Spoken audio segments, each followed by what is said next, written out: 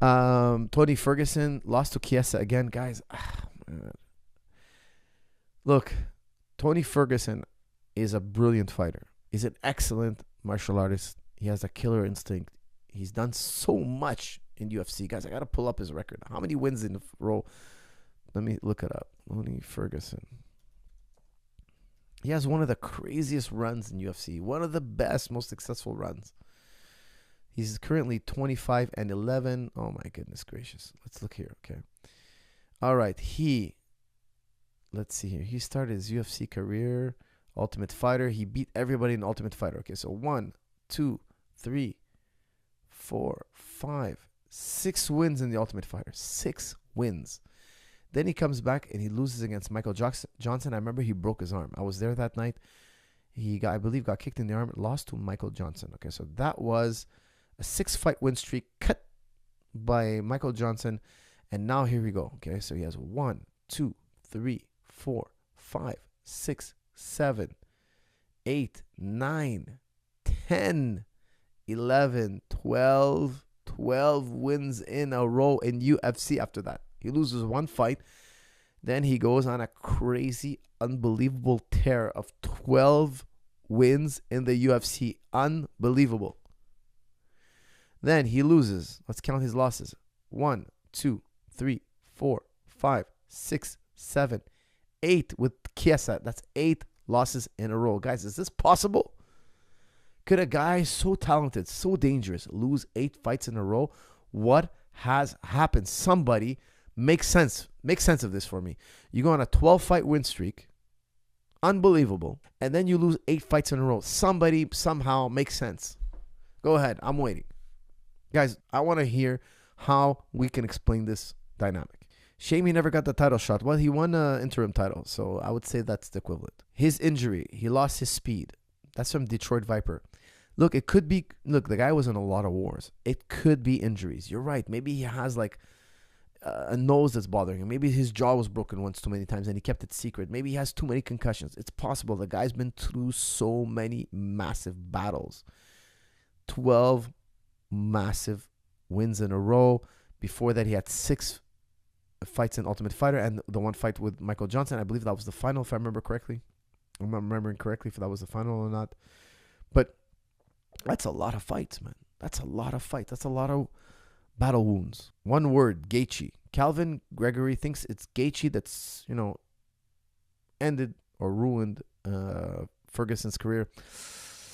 I mean, look, Gaethje did stop him, but he didn't knock him out. He didn't put him in a coma. He didn't get him shaking on the ground, seizuring on the ground with a KO. It was a referee stoppage. Yeah, it was a bad one. I mean, he was getting hit. I don't think it was a bad stoppage. It was a one-way fight.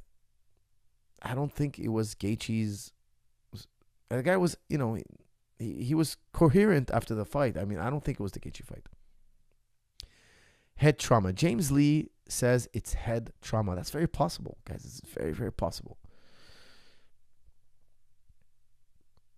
Listen to Khabib explaining Tony video fall off after Justin fight. That's from Arif Talks. I'll look it up. I'm interested. Khabib's a very wise man, honestly. He's a very, very wise and experienced man. I will listen to his comments. UFC did him dirty. Well, I don't know how they did, but I have honestly no idea. But I'm just talking about his performance now. How could a guy win 12 fights in a row, man, in the most difficult league in the world, the most elite league in the world? That's an incredible achievement. There are UFC champions who have never won 12 fights in a row. That's an incredible achievement. Coach, please fight Tony Ferguson so that he can get his first W back. That's from Rainbow. Okay, man, if they send me a contract, who knows? If the money's right, I'll do it. No problem. I can't guarantee he gets a win, though. I'll tell you. It might be more difficult than you think. He was different after his mental breakdown. That's from Asso Vino. I did hear a little bit about his mental breakdown, supposedly, or whatnot. Does that make him... It could. I believe it. It could have a major effect on his ability to fight. It can actually have a major effect. I don't think it's enough. It doesn't explain such a fall. It's mental, coach. Once the man is gone in the head, the body follows. That's from Lenny. It's just I don't know. It's It's like saying my car doesn't work. It's like, man, you don't drive it with the love you used to. It's like, dude, no, my carburetor must be, I don't know. I don't know anything about cars, but the carburetor or something, maybe the wheel that fell off might be a problem. Like, I don't know. I don't like those kind of explanations. They're too woo for me, okay? Now, I'm not saying it can't be possible. I just think we have to look at first the mechanical issues. At first, man, look at the fighter. Is he slower than before? Is he going to the wrong positions? Is he making fundamental errors? I would tell you, look, rewatch the fight with Michael Chiesa. When I saw them fighting, I was like, honestly, I thought Tony lost his posterior chain. I think he did too much endurance. Look at his body, okay? Look at it. You'll notice that he has no more glutes. Like his glutes have shrunk. And I'm not trying to be cute here. I'm being honest. When you do too much endurance, when you do endurance over endurance over endurance, and I'm not in the practice room with him, but I saw his videos online, and it seems like endurance. Guys, you lose maximal strength. Strength goes down. Measure your squat, okay? Then do 6 months of long distance running. And measure your squat again. Guess what? Your squat went down. You constantly have to be checking your maximal strength, building your maximal strength, and building your endurance, okay? We want to be strong, we want to be explosive, and we want to have endurance. We don't just want to have endurance, okay? He was overpowered by Michael Chiesa. You could see Michael Chiesa was far more physically robust and capable. Guys, I will tell you something. I saw his training videos. It's all induced pain. How much pain can you take? Let's run on this treadmill till you throw up. Okay, let's lift these weights 50,000 times over our head. Okay, your arms are burning. Great, let's do more reps. Pain. Look how much pain we can take. Look how much pain. Pain equals progress. Wrong. Pain does not equal progress. I hope you guys are listening very carefully. Pain sometimes is part of progress. Yes, totally agree. Guys, plenty of pain in the practice room. I'm not going to deny it. However, when the whole focus becomes pain equals progress, that's completely backwards, wrong, idiotic. Okay, completely idiotic. Now, I'm not saying anybody's out there is idiotic. I'm just saying it can't be just pain. Let's go in the practice room. Let's figure out how much pain we can get into our body. Wrong. We have an objective. Guys, dial a phone number, and the phone number is not right. You have the wrong phone number. What do? Do you beat yourself over the head with the phone? Do you smash the phone in little pieces? Or do you figure out what's the correct number? Sometimes it takes the right number. Okay, you have to use your logic, your reason. It has to make sense. We have to solve the problem. We have to get experts that understand the situation, what's going on. Sometimes going in the practice room and running till you puke doesn't do any good. And I would say the vast majority of the time. We have to have a goal, a purpose. What are we trying to ameliorate? How are we trying to get better?